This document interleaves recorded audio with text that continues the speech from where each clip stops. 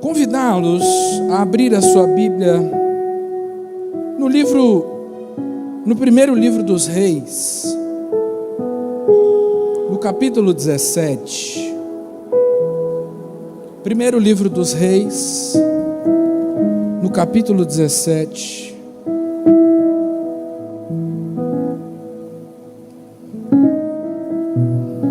Nós leremos a partir do versículo 1. Eu não vou pedir para que vocês coloquem sobre os seus pés, não, porque a leitura vai ser um tanto quanto longa.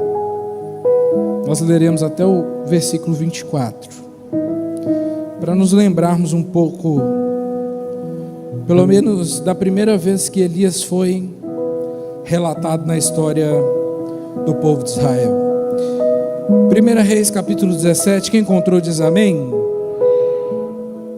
Está escrito assim: Então Elias, o tesbita, dos moradores de Gileade, disse a Acabe: Tão certo como vive o Senhor, Deus de Israel, a quem sirvo, não haverá orvalho, nem chuva nos próximos anos, a não ser quando eu disser.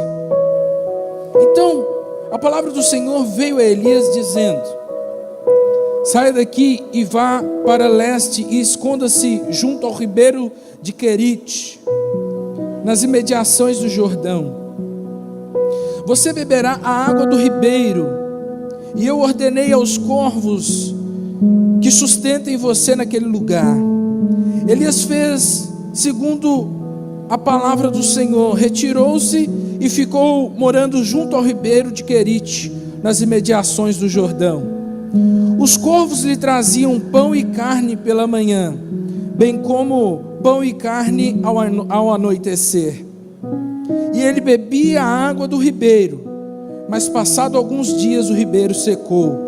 Repita comigo: o ribeiro secou, porque não chovia mais sobre a terra. Então a palavra do Senhor veio a Elias dizendo: Levanta-te e vai a Sarepta. Repita comigo: Sarepta, que pertence a Sidom, e fique por lá.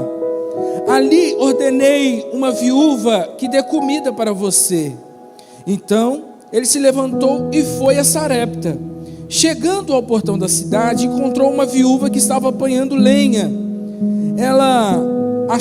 Ele a chamou e disse: Por favor, traga-me um pouco de água numa vasilha para que eu possa beber, ou num balde. Quando ela já estava indo buscar, Elias a chamou e disse: traga-me também um bocado de pão, por favor, se você tiver. Porém ela respondeu: Tão certo como vive o Senhor seu Deus, não tenho nenhum pão assado, tenho apenas um punhado de farinha numa panela e um pouco de azeite num jarro. E como você pode ver, apanhei 2 pedaços de lenha e vou preparar esse resto de comida para mim e para o meu filho. Vamos comer e depois morreremos de fome. Elias disse a ela: Não tenha medo, vá e faça o que eu te disse. Mas primeiro faça um pãozinho com o que você tem e traga-o para mim. Depois prepare o resto para você e para o seu filho, porque assim diz o Senhor Deus de Israel: a farinha da panela não acabará e o azeite do jarro não faltará, até o dia em que o Senhor fizer chover sobre a terra. A viúva foi e fez segundo a palavra de Elias. Assim comeram ele e sua casa durante muitos dias. A farinha da panela não acabou e o azeite do jarro não faltou, segundo a palavra do Senhor anunciada por meio de Elias. Depois disso, o filho da mulher, dona da casa, adoeceu, e a doença dele se agravou tanto que ele morreu. Então a mulher disse a Elias: O que foi que eu fiz com você, homem de Deus? Você veio aqui para trazer à memória a minha iniquidade e matar o meu filho? Ele respondeu: Dá-me seu filho. Ele tomou dos braços dela e levou para cima ao quarto onde ele mesmo se hospedava e o deitou em sua cama. Então clamou ao Senhor e disse: Senhor, meu Deus, por que afligiste também esta viúva com quem me hospedo, matando o filho dela? E estendendo-se 3 vezes sobre o menino, clamou ao Senhor e disse: ó Senhor, meu Deus, peço-te que restituas a vida a este menino. O Senhor atendeu a voz de Elias, a vida foi restituída ao menino e ele reviveu. Elias tomou o menino e levou do quarto até a casa, entregou à mãe dele e disse: veja, o seu filho está vivo. Então a mulher disse: agora sei que você é homem de Deus e que a palavra do Senhor na sua boca é verdade. Senhor, esta é a sua palavra, fala através dela aos nossos corações essa noite, em nome de Jesus, amém. Vivendo na dependência de Deus é o título do meu sermão nessa noite. Um propósito geral, meu desejo é encorajar você a viver na dependência de Deus. E esse tema é um tema que a gente ouve a vida inteira na igreja. Só que ao passo que eu quero convidar vocês a esse propósito geral, também contemplá-los nesta realidade, que a palavra de Deus se renova e nessa noite ela vai falar algo novo no seu coração, em nome de Jesus, amém? Observar também através da vida de Elias a importância dessa dependência que eu lhe chamarei nessa noite. E é interessante, porque do que trata a história que nós vamos aqui observar, que começa no versículo 8, nós lemos a partir do versículo 1, porque eu queria muito dar essa introdução que é anterior à história da ida de Elias até a viúva de Sarepta, para que a gente compreendesse coisas que são ideais nessa noite, para a gente perceber essa importância do chamado de Deus para que vivamos na sua dependência. E também porque um dia, quando Jesus estava diante do seu povo em Nazaré, alguém lhe pediu para que ele fizesse um milagre para que o povo cresça nele. E Jesus deu uma explicação muito importante, que já foi tema aqui do meu sermão, talvez você se lembre. E eu disse para vocês que a natureza do agir de Deus não está à disposição para que isso nos entretenha. Ou seja, Deus não faz milagres para entretenimento. Deus faz milagres para que alguns propósitos, para que as intervenções dele na história aconteçam. E aí Jesus disse assim: olha, vocês estão me pedindo milagre, mas vocês já sabem quem eu sou, vocês já conhecem aquilo, as coisas e as obras que eu fiz, vocês já me viram crescer. A vocês não vai ter nenhum sinal, senão o sinal de Jonas, que é o sinal de arrependimento. E aí ele fala assim: existiu um profeta que não foi enviado senão a viúva de Sarepta, tendo muito mais viúvas em Israel. Parece que a palavra de Jesus é muito dura, mas na verdade ele está reafirmando a natureza do que Deus faz com milagres. Então é nessa disposição que o nosso coração tem que estar. Às vezes a gente pede milagre de Deus só porque a gente está assustado com alguma coisa, mas a gente deve se preocupar com qual é o propósito de Deus no milagre que nós estamos pedindo. E nós precisamos viver uma dinâmica de dependência de Deus, tal qual que nos faça submeter a nossa vontade, não ao nosso próprio desejo, mas submeter a nossa vontade ao desejo de Deus. É aí que coisas sobrenaturais vão acontecendo. E sobrenaturais, porque a Bíblia, ela tem algumas coisas assim que me deixam um pouco perturbado. Olha, onde que esse cara nasceu? Quem que é o pai e a mãe dele? Quem que são os amigos dele? Mas num determinado ponto, num determinado tempo da história, esse homem viveu numa dependência tamanha de Deus, que marcou a história profética de Israel. Nós vamos falar um pouco mais sobre isso, mas esse livro dos reis, e da última vez que eu preguei aqui, não sei se foi a última vez, porque quando eu preguei sobre Jó, não sei se foi a última vez, foi a última vez que eu preguei sobre Jó, foi aqui, e eu falei sobre a dinâmica do livro de Jó, e o livro dos reis também é muito parecido, que vem para dar uma resposta a um tempo de crise muito grande ao povo de Israel, para que aquela identidade que havia sido destruída pelo Império Babilônico fosse sendo reconstruída aos poucos, principalmente através da história. Então, esse livro dos reis tem essa dinâmica de trazer resposta, e no meio dessa história, no meio da história do povo de Israel, no meio da história dos atos e dos desatos dos reis de Israel, encontra-se a história desse homem chamado Elias, tesbita da terra de Gileade. Olha, uma outra coisa que seria muito interessante para mim, obrigado, filho. Eu gostaria muito de ver Elias no tempo dos juízes. Eu gostaria muito de ver a manifestação profética de Elias no tempo dos juízes. E é muito interessante porque ele parece um nascido fora de tempo, porque ele tem comportamentos tal qual os juízes que se levantaram quando Israel era de vivência tribal, quando Israel era dividido em tribos, né? Foram muitos conflitos, mas Elias surge nesse ponto, e pelo propósito de Deus, neste ponto, esse homem tem muito a nos ensinar, né?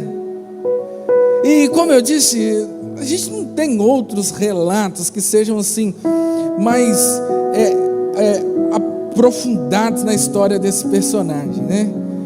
Porque nós vemos esse relato intrínseco, esse relato mais assim detalhado apenas nesses versículos a partir do capítulo 17, aí vai seguindo até 2 Reis, no capítulo 1, versículo 8, quando uma carroça com cavalos de fogo, como diz a descrição, separa Elias e Eliseu, e então um redemoinho sobe com ele, e ele é arrebatado. Isso é muito interessante.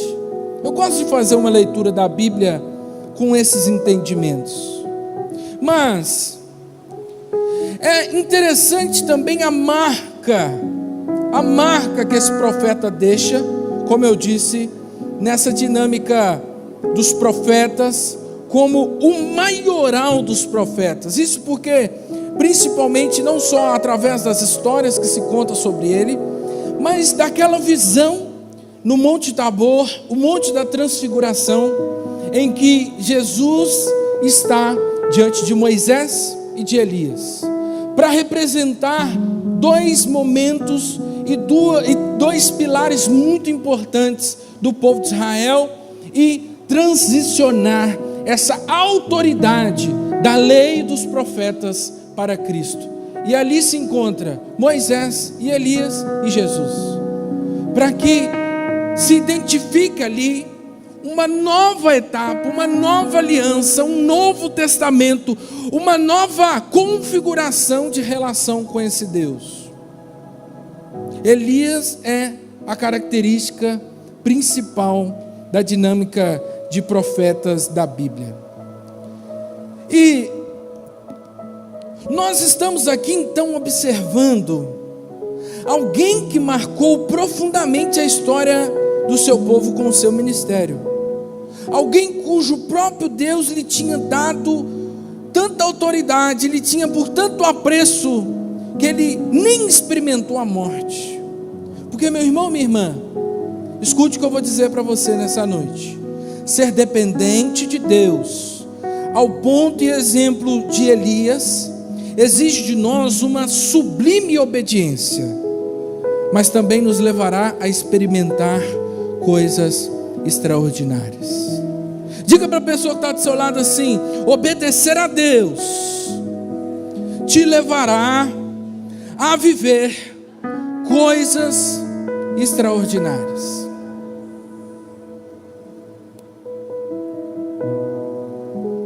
Elias é levantado num tempo de confronto, levantado para o confronto, mas sustentado pela obediência e provisão de Deus.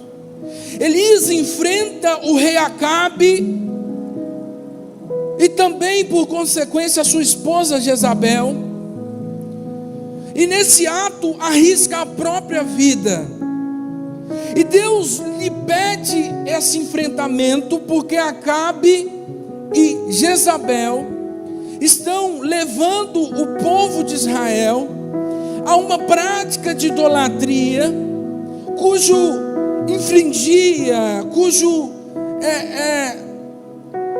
desonrava a Deus. Jezabel, você vai ler o texto e vai saber, é filha de um rei sidônio, né? Esse rei, na verdade, a característica do seu reino, a teocracia do seu reino, é um serviço a Baal, e Acabe traz isso para o povo e para a vivência do povo de Israel, também com a experiência e acréscimo de adoração aos Baalins. Qual a diferença entre os dois? Baal é o Deus maior, Baal é o Deus sobre tudo, e os Baalins são os deuses gerados por Baal. Baalins são deuses menores, são deuses de intersecção, são deuses de mediação entre esse Deus maior.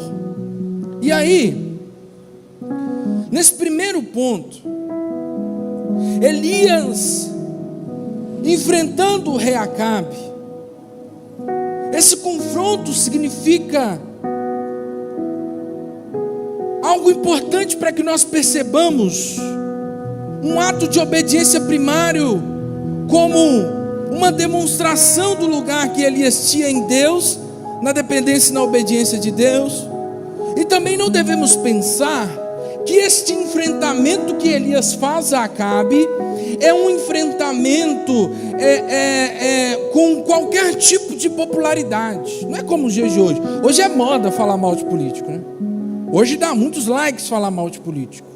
Só que não, nós estamos falando de um regime totalitário, tal como é a Rússia hoje, que persegue aqueles que falam contra o seu governo. Tal foi como em 64 nós tivemos pastores metodistas torturados, presos. Nós estamos falando de realidades próximas a essa, em que você não pode dizer: olha, o seu erro está aqui, olha, isso está errado, existe corrupção aqui. O Elias está afrontando um rei que pode tirar a sua vida. E nesse primeiro ponto somos chamados à reflexão dessa coragem em obedecer a Deus, mesmo que isso lhe custasse a vida. Levante a sua mão direita e diga assim: Senhor, me ensina a te obedecer, mesmo que isso me custe a vida. É ensinamento.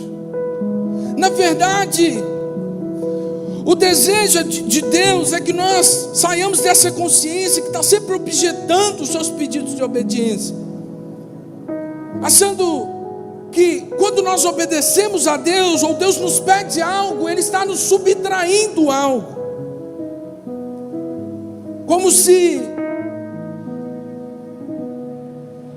ao passo que Deus vai nos exigindo essa obediência, nós vamos perdendo. E eu quero dizer para você nessa noite, sempre que Deus nos chama e nos pede algo, é porque Ele tem coisa melhor muito mais superior a nos oferecer. É aquela clássica imagem, eu não sei se você lembra, de Jesus com um ursão assim atrás das costas, e a criança com um ursinho. Aí Jesus está assim, me dá, e a criança meio tentando esconder o ursinho. Eu não estou querendo instigar você a essa consciência de que toda vez que você dá algo que Deus te pedir, você vai receber algo maior, mas na certeza que a obediência a dar a Deus aquilo que Ele nos pede, gerará sobre as nossas vidas a sua provisão. Esse é o grande medo, porque quando Deus nos pede algo, nós logo pensamos: o que vai ser de mim? Como que vai ser para mim? O que vai sobrar para a minha vida? Olha, Elias está enfrentando e dando a Deus a sua própria vida, e Deus nos chama através deste exemplo a não temermos aquilo que nos pode vir como consequência nos atos de obediência que direcionamos a Deus. Porque depois de confrontar o rei, era natural que Elias fosse perseguido, era natural que ele tivesse que fugir, mas Deus se antecipa e já dá para ele o destino que seria para ele provisão. Então perceba, através desse primeiro momento, que Deus não desampara aqueles que o obedecem.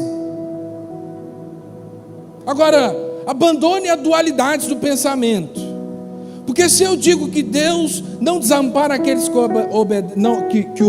não desampara aqueles que obedecem, eu não estou dizendo também que aqueles que desobedecem são desamparados de Deus. Eu estou dizendo da premissa que nós precisamos ter na confiança que Deus é supridor. Ele é aquele Jeová Jiré, aquele provedor que não nos deixa faltar. Eu estou dizendo para você que à medida do que Deus vai solicitando algumas mudanças no nosso caráter, solicitando a nós alguns posicionamentos na vida, às vezes a gente teme o que esses posicionamentos vão tirar de nós.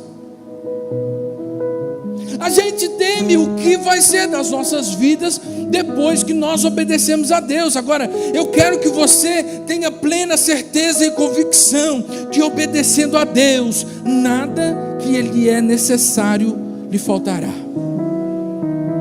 E essa concepção também é o que o salmista Davi diz no Salmo 23, foi repetido aqui pelas crianças, que o Senhor é o meu pastor e nada me faltará. Alguns da tradição dizem que nesse momento que Davi compõe esse salmo, ele estava cercado por um exército que estava pronto ali para matá-lo. E como ele declara, cercado por um exército, pronto para matá-lo, que nada lhe faltava.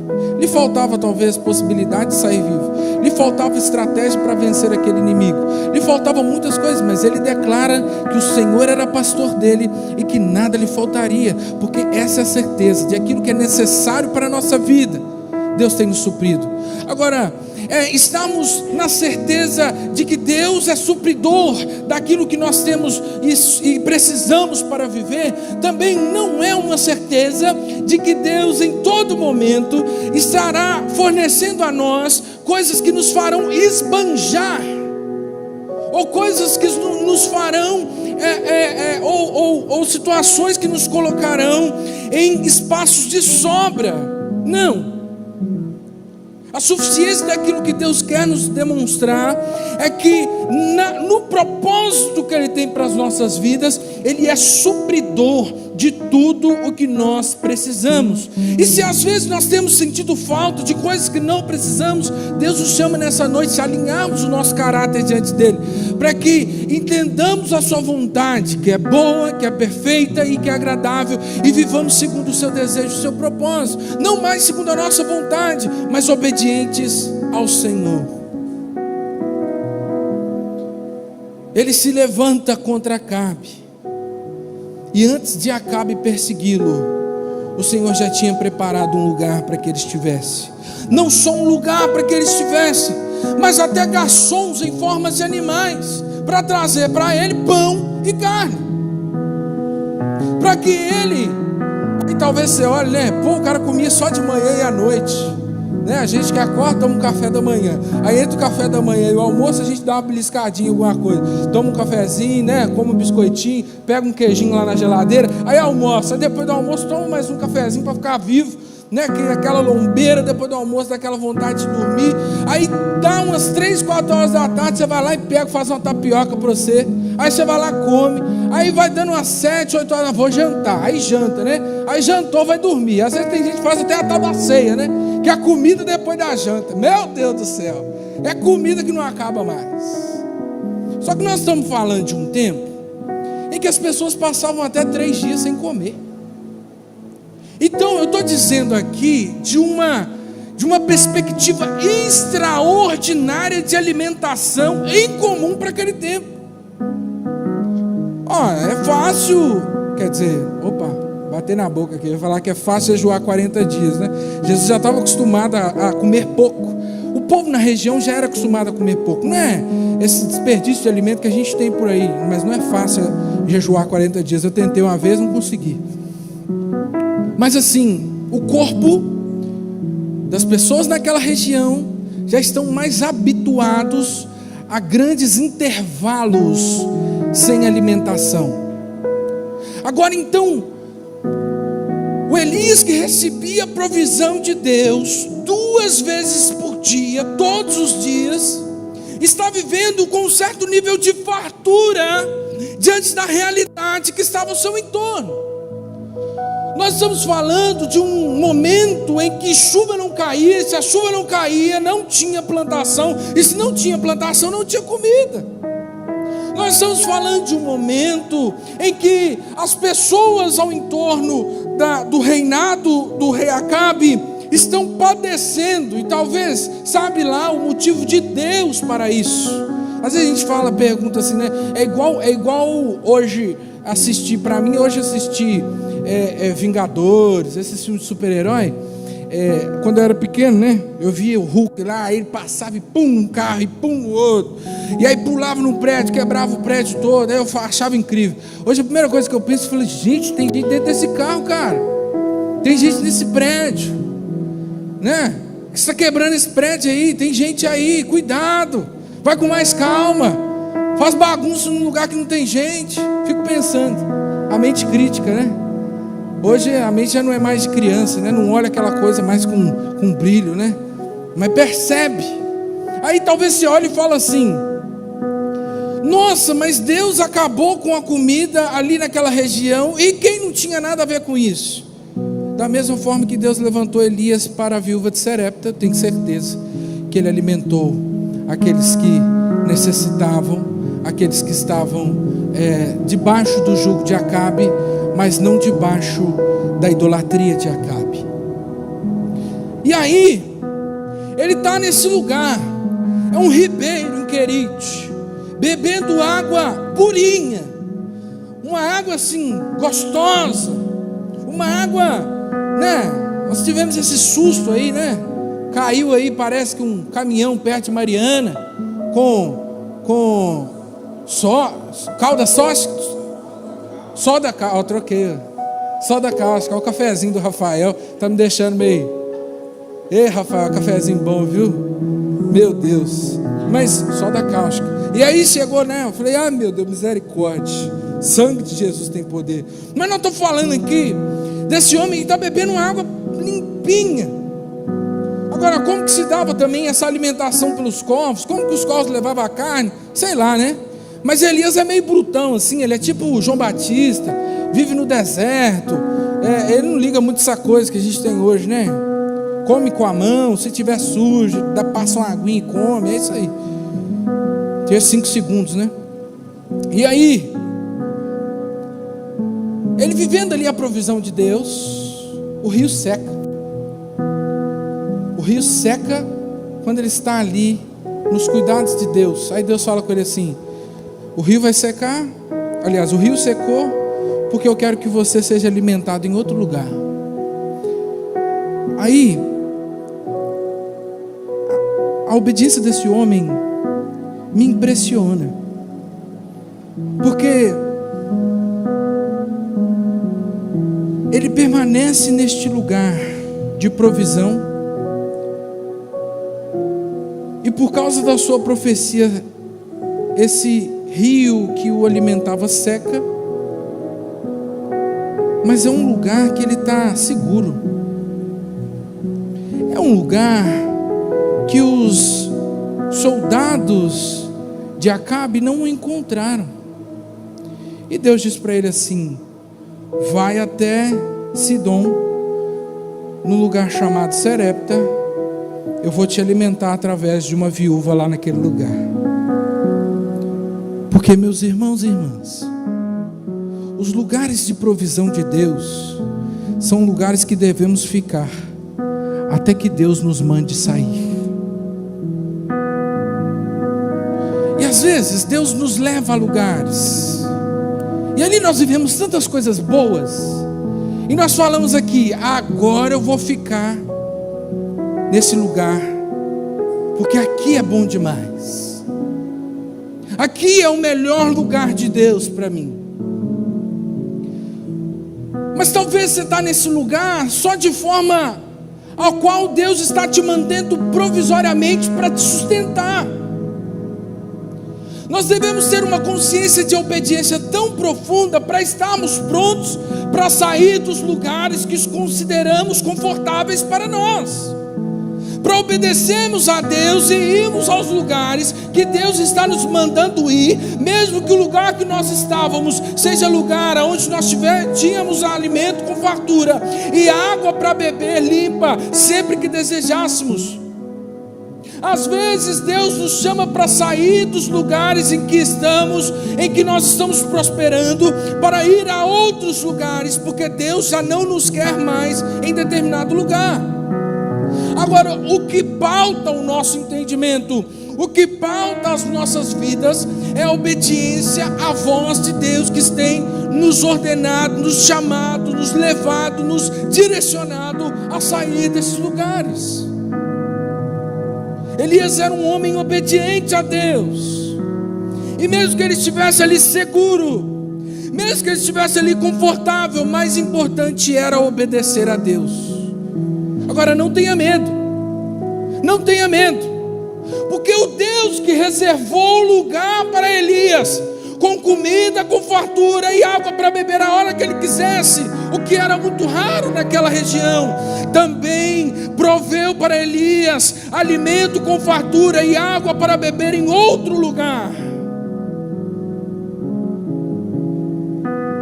Talvez você está vivendo nessa situação, precisa tomar uma decisão. Deus já te deu a direção, mas você está com medo, porque o salário é bom, porque tem um escritório bacana, o computador é maneiro, porque lá tem um ticket de alimentação de R$2.500. Gente, que ticket de alimentação de R$2.500 é glória, é céu na terra, não é não? Ei, quem recebe um ticket de alimentação de R$2.500 aqui? Ei, glória a Deus, hein? Meu Deus. Às vezes nós estamos nesse lugar onde o alimento é farto, a comida é farta, e Deus fala assim: vai para outro lugar que eu quero te alimentar através de lá. E a gente não entende. A gente fala assim: poxa, Deus, está tão bom aqui, era tão melhor aqui. Aqui tem ar-condicionado, lá não tem. Aqui tem uma equipe de louvor completa, lá eu tenho que tocar todo domingo. Aqui tem tesoureiro, administrador, lá eu tenho que ficar olhando todo domingo, ó, quanto que entrou, o que está saindo, o que vai comprar, o que vai fazer. Talvez a gente olhe para as coisas e não perceba Deus nos chamando para desafios maiores, que na verdade serão muito melhores para nós. Deus está nos convocando a esse lugar de obediência, que não está reservado só uma segurança que temos, Porque a segurança que temos não está baseada nas situações que vivemos, mas no Deus que provê para nós tudo o quanto nós precisamos.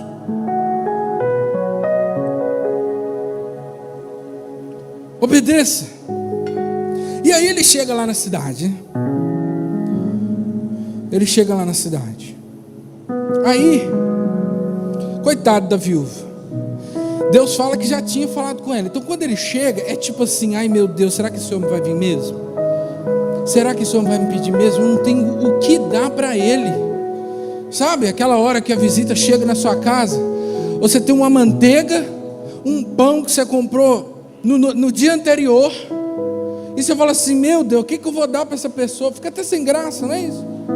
O caso daquela mulher era mais grave ainda, porque o que ela tinha não era só um pão com manteiga, era aquilo que ela iria comer e depois morrer, porque não tinha mais nada, e não tinha assistência social, não tinha ao que recorrer. Ela era uma mulher viúva, e sabe-se lá Deus o que tinha acontecido, porque em determinado momento ela pergunta para Elias assim: por que você veio aqui me cobrar do meu pecado? A gente não sabe o que é, mas alguma coisa estava sobre aquela mulher que fazia com que ela se percebesse amaldiçoada por Deus. É nesse lugar que Deus leva Elias. No lugar, Deus diz assim: eu vou te alimentar por essa viúva. E a viúva, na verdade, não tem o que dar para ele. E nesse lugar de obediência, talvez você obedece a Deus, e quando você chega no lugar, você acha assim: ah, não, vou chegar lá, vou obedecer a Deus, então vou chegar lá, já vai estar tudo prontinho para mim. Vou obedecer a Deus, quando eu chegar lá, já vai estar tudo do jeitinho que eu quero. E não. Às vezes você chega lá como Elias, e quem vai te alimentar, na verdade, não tem nem o que te dar para comer. E aí essa mulher está morrendo de medo. Ai, Deus me falou que vai vir um homem aqui, e eu vou ter que dar comida para ele. Meu Deus, mas não tenho o que dar. Ai, vou fazer o seguinte, talvez ela pensou: eu vou lá, vou fazer a comida e vou comer com meu filho. Quando chegar, pelo menos para eu não dizer que eu não tenho, mentindo. Talvez ela pensou isso. Só que ela estava lá pegando a lenha, ele chega. Ah, meu Deus do céu, aquela mulher fica doida. Ai, meu Deus, é o homem. Ele vai comer a última comida que tem para o meu filho. O que eu vou fazer, meu Deus? Aí ele vai e pede água. Ela fala: ufa, ai, água eu tenho, água eu tenho. Aí quando ela está quase chegando na casa dela, ele: aqui, se tiver um pãozinho velho aí, me dá. Aí ela fica desesperada. Oi, ele diz: deixa eu falar um negócio. Eu não tenho não, o que eu tenho aqui é para mim e para meu filho.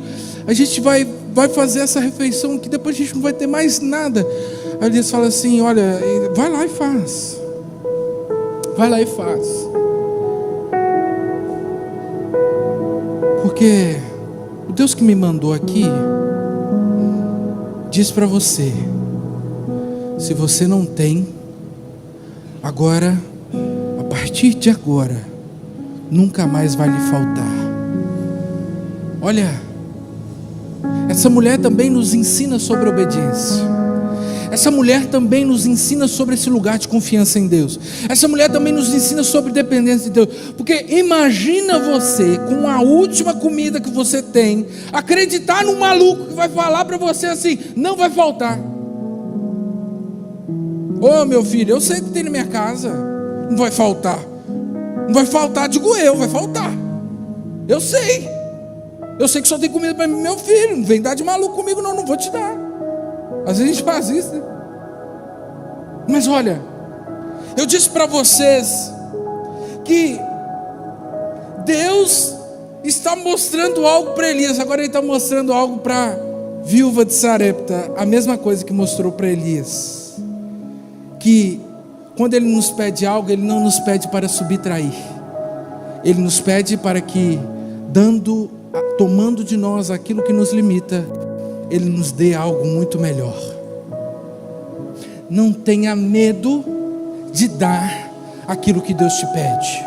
Não tenha medo de obedecer a Deus. Não tenha medo de responder a Deus. Pare de objetar aos pedidos que Deus lhe faz em obediência. porque o princípio é o mesmo. Quando Deus nos pede algo, não é para tirar, mas para multiplicar. E no auge da crise, Deus está convidando uma mulher que não tem nada a dividir o nada que ela tem. É fácil para nós darmos quando tudo está sobrando. É fácil. Está sobrando aqui, eu pego, pum. Eu tinha dois rituais da igreja, né?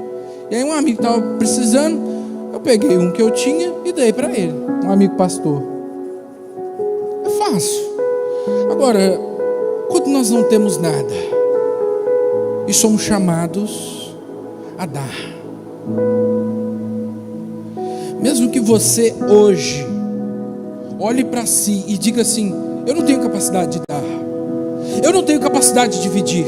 Se Deus está lhe pedindo, obedeça, porque não vai lhe faltar o que de necessário você vier a precisar, porque o Senhor é o seu pastor, e a palavra diz que nada lhe faltará, nada. E é ali, tudo acontece. O Elias parece que fica um tempo, a gente não sabe qual, mas ela obedece, ela dá para ele, e a palavra diz que não faltou o azeite na botija, a farinha na panela não acabou. E aí, depois de acontecer, ele viver esse milagre, o filho dela morre. Aí ela fala assim: mas o que eu fiz para você, homem de Deus? E aqui ela não entende que o que Deus pede, Ele não pede para subtrair. Porque quando Deus leva Elias para ser alimentado em Sarepta, Ele leva Elias para ressuscitar um filho morto. Quando Deus pede com que ela alimente um profeta, na verdade Deus está direcionando para que no tempo certo a provisão de Deus estivesse próximo a ela. E a provisão de Deus ali naquele momento era Elias. Porque, segundo aquilo que Deus traçou na história, em algum momento ali o filho dela padeceria o que padeceu, mas sem obedecer a Deus, sem dizer sim à voz de Deus, ela não viveria o sobrenatural que lhe estava reservado. O profeta não estaria por ali para realizar aquele milagre. E por isso que Jesus diz que o profeta Elias foi enviado, senão a mulher de Sarepta, porque o desejo de Deus não é nos entreter, mas cumprir o seu propósito. E cumprindo o seu propósito, nós vivemos coisas sobrenaturais. Esse é o chamado do cristão: viver em obediência, viver não só segundo o desejo do seu próprio âmago, o desejo da sua própria entranha, mas sermos obedientes a Deus. Quero convidar o ministério de louvor aqui. E aí,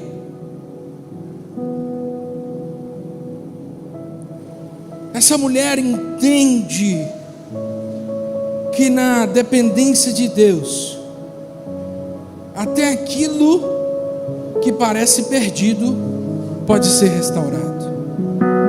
E Deus também muda a percepção dela de como ela se vê diante dele. Ela fala para o profeta: olha, você veio aqui me cobrar por causa do meu pecado. Mas Deus estava dizendo para ela assim: minha filha, eu tenho para você misericórdia. Até o profeta Elias fica meio confuso. Ele fala assim: meu Deus, mas por que o Senhor tirou esse filho dessa mulher? Olha, pune os maiores lá, os responsáveis, mas essa mulher não. Por que o Senhor matou? Até o Elias fica confuso. Mas ele não entendeu que Deus o levou ali para isso. E a mulher também não entendeu que Deus o levou ali para isso. Deus o levou ali para dizer para ela que ela era amada de Deus, que ela tinha misericórdia da parte de Deus, e que pecado nenhum era capaz de mudar aquilo que Deus dizia ao seu respeito. transgressão nenhuma do seu passado poderia mudar aquilo que Deus queria fazer através do profeta Elias na vida dela. Ela entende que na dependência de Deus, até aquilo que parece perdido pode ser restaurado. Eu me fiz várias perguntas ao ler esse texto, porque nós temos vivido uma dinâmica devocional lá em casa muito gostosa. E essa pregação de novo é resultado desse nosso momento devocional, por duas questões. E um dia Deus falou assim para mim: olha, Samuel, quando você precisou de recurso, você pediu para alguém? Quando você teve o seu acidente, precisava de ajuda, para quem você pediu primeiro? E eu falei: Deus, eu pedi para o Senhor. E aí ele falou assim: e eu provi. Falei: proveu, Deus. E Deus ali naquela manhã me ensinou que primeiro eu devo contar os meus problemas para Ele, porque é Ele quem me provê. E no segundo momento de devocional que a gente teve, que marcou muito nessa semana, Deus disse sobre essa realidade de que Deus não nos tira nada, não nos subtrai nada. Quando Ele nos pede não para aniquilar nada das nossas vidas, mas Ele nos pede para que nós venhamos experimentar de um nível superior. Quando Deus pediu Isaac a Abraão, Abraão entrega Isaac e ganha uma descendência de filhos.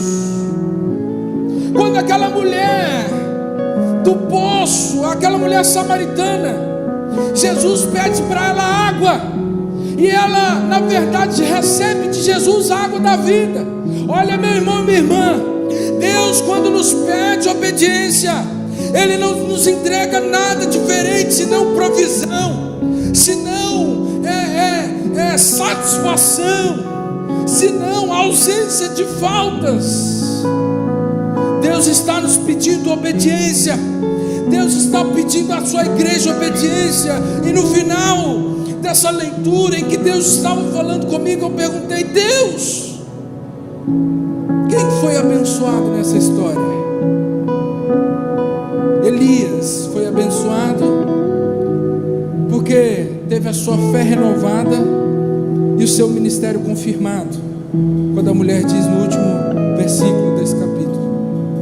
A viúva que foi transformada da sua visão, da visão que ela sentia que tinha sobre Deus ao seu respeito, e sustentada milagrosamente.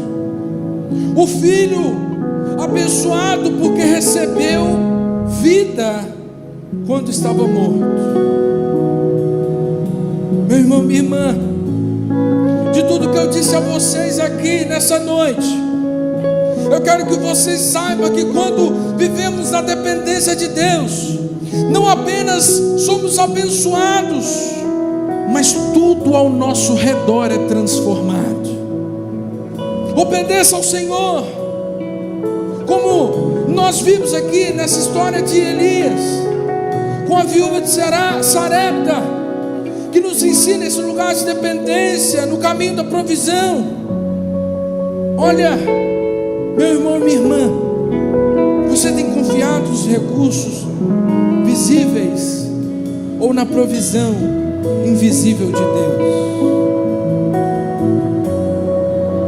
Quem foi abençoado? Eu, que tive a graça de receber uma nomeação para a Igreja Metodista Central de Governador Valadares, que tive a graça de casar com a Ana Carolina, ou a Kátia, que através de uma história muito doida, através da vida da Ana Carolina, encontrou o seu pai. Quem foi abençoado? Quem foi abençoado? Eu ou a Kátia? Olha, Deus entrelaçou as nossas histórias e os nossos caminhos, para que através da história e da provisão de Deus, Ele reparasse aquilo que para nós estava perdido. Porque obedecer a Deus é sinal de provisão para as nossas vidas, e Deus está te convidando a viver essa provisão. viver essa obediência. Se coloque de pé no seu lugar. Meu irmão, minha irmã, viva na dependência de Deus, mesmo quando o ribeiro seca, mesmo quando falta o pão, porque o Deus que sustentou Elias e a viúva é o mesmo que sustenta as nossas vidas hoje. Por isso, coloque a mão no seu coração agora, feche seus olhos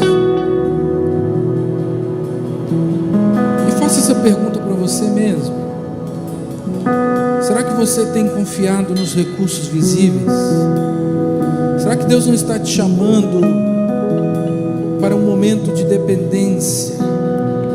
Será que Deus não está te chamando a um tempo de obediência, para viver através daquilo que Deus tem reservado para a sua vida? Identifique isso nessa noite, apresente isso diante de Deus. Não é problema. Não é problema você identificar que tem amado mais as coisas do que a Deus. O problema é você permanecer amando mais as coisas do que a Deus. O problema é você permanecer confiando mais nas coisas do que em Deus. Deus está te convidando nessa noite a um lugar de obediência, a respondermos ao chamado dele e a obedecermos a ele.